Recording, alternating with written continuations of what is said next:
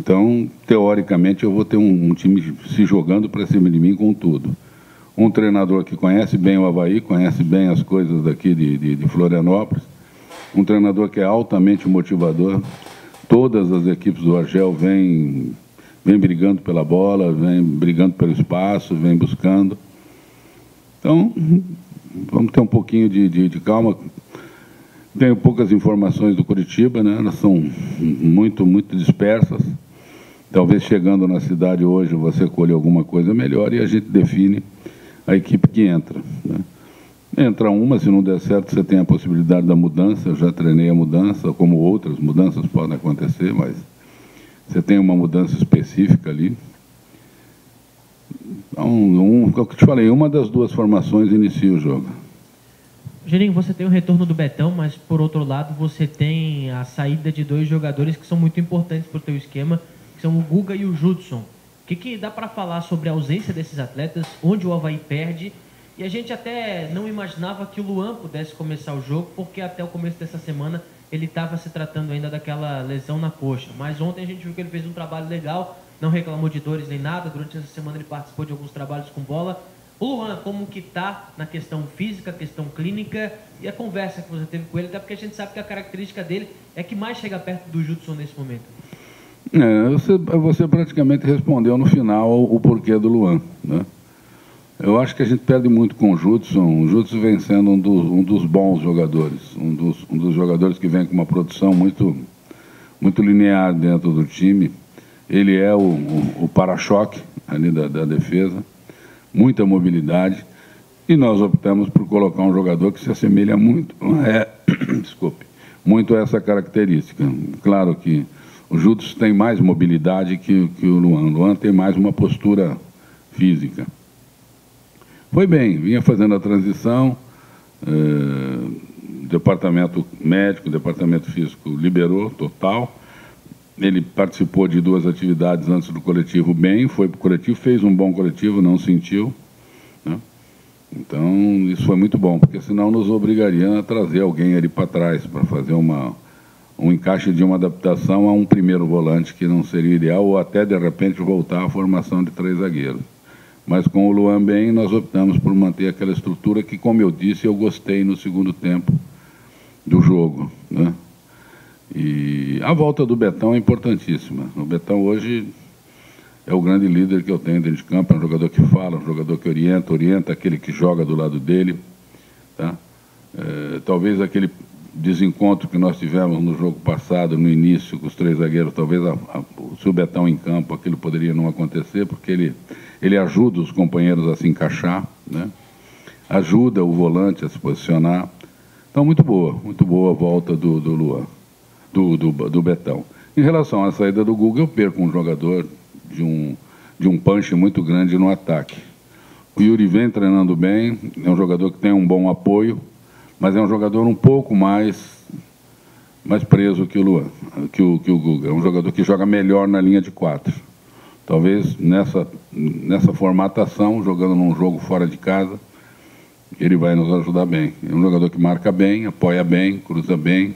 Não tem, como eu disse, aquele volume ofensivo do Guga, aquela velocidade de chegada no fundo. Mas é um jogador que chega.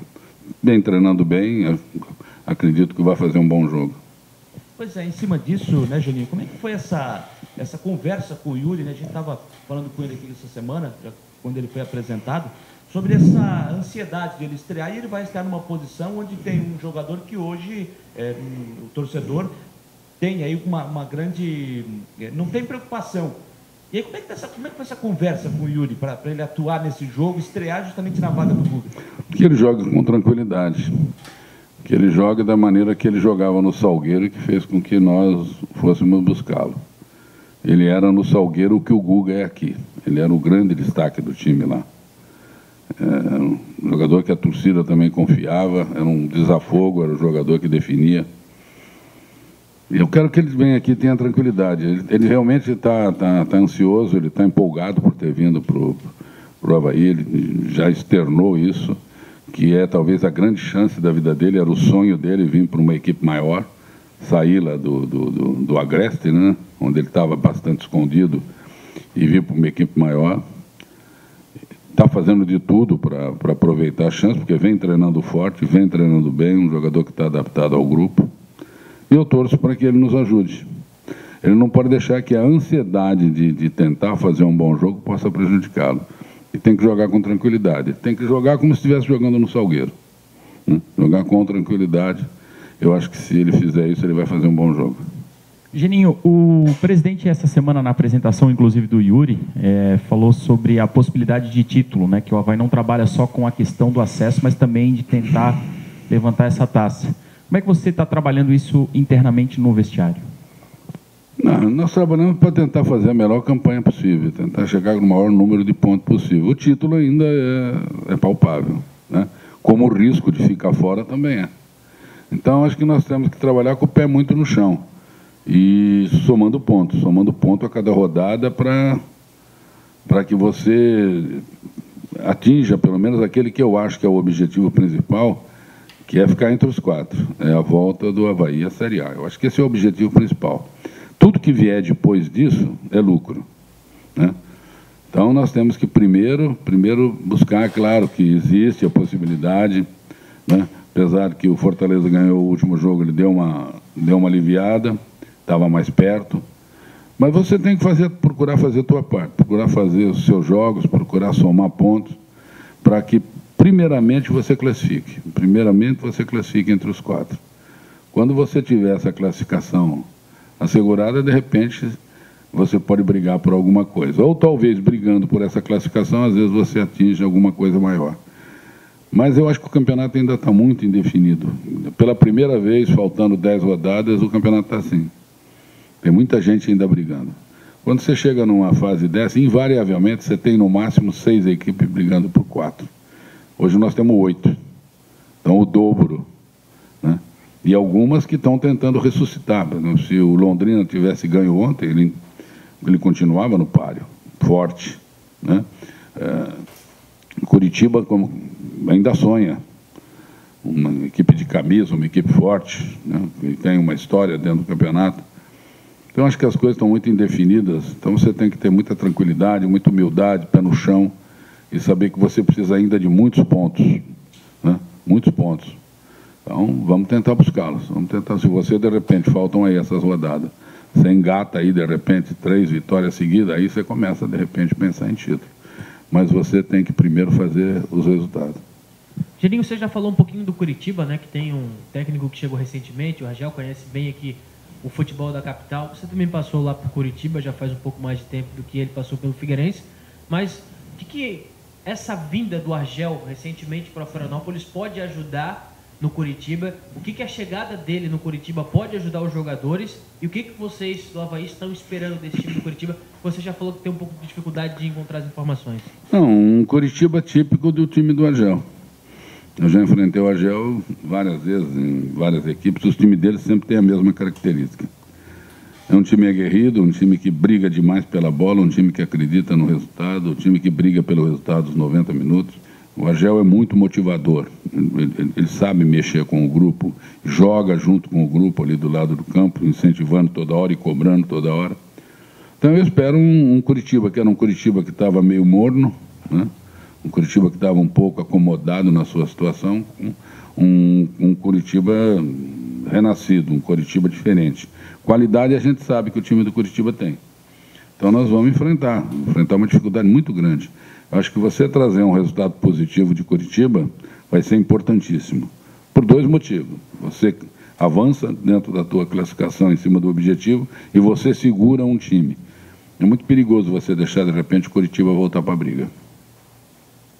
Aproveitando um pouco mais sobre esse adversário, né, Geninho? Se você não tem o Guga e também não tem o Judson, são 2 jogadores ali mais do sistema defensivo, o Argel também tem esse problema, né? Ele não tem o Thalisson Kelvin, não tem o William Correia, os 2 jogadores estão suspensos, e o Argel está aguardando uma situação do Escobar, aí se ele vai ser liberado ou não, está se recuperando de lesão. Se ele não for liberado, joga o Júlio Rush, pelo menos é isso que a imprensa lá de Curitiba tem noticiado. Mais ou menos isso aqui: o Wilson, Leandro Silva, Rafael Lima, o Alex Alves ou o Alan Costa e o Abner, que deve ser mantido. O meio-campo com o Vitor Carvalho, o Escobar ou o Júlio Rush, o Jean Carlos e o Chiquinho, o Guilherme Paredes e o Alexandre. É mais ou menos isso que está se desenhando do Curitiba. É mais ou menos nessa linha que você está esperando o time adversário? É mais ou menos isso aí. Talvez uma substituição um pouco diferente em relação ao meio ali, se não jogar o Escobar. Acredito até que jogue. Ele tem muita opção de mudança ali. Ele tem o Vitor, ele tem o Vinícius Kiss, que já jogou por ali, ele pode fazer, né? Ele adaptou o Chiquinho jogando pelo meio. Tem um jogador que está vivendo um momento maravilhoso, que é o Paredes, né? É o artilheiro da equipe. Então, nós temos que tomar cuidado do Curitiba naquilo que o Curitiba vem. Eu não posso ficar imaginando um Curitiba mais fragilizado pelos desfalques. Como eu acho que também o Ageu não espera um Avaí fragilizado pelos desfalques.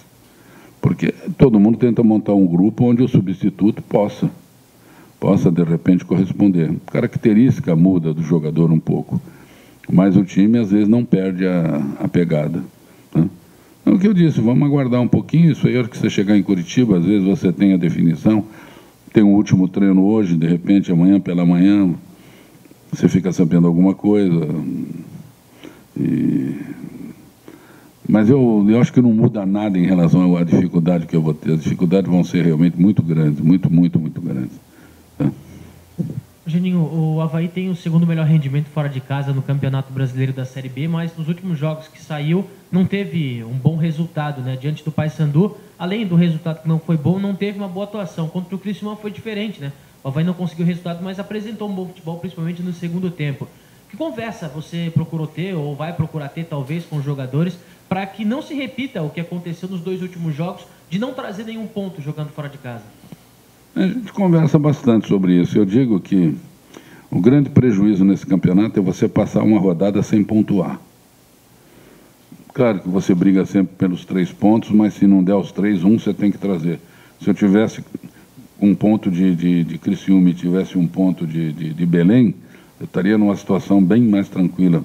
Às vezes falar um ponto não vale muito, vale. Num campeonato tão apertado quanto esse, vale. Nós não podemos nos dar o luxo de sair pela 3ª vez e não trazer pontos.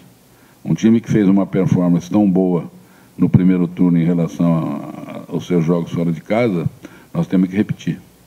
Temos que repetir porque ela vai ser fundamental para que a gente possa atingir o objetivo. Eu acho que você ficar contando só com ganhar em casa é meio complicado, porque nem sempre você está conseguindo ganhar em casa. Pode ver que os resultados eles estão tudo meio maluco aí, né?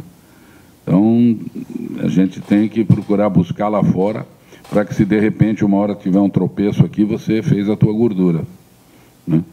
Então, nós temos que buscar.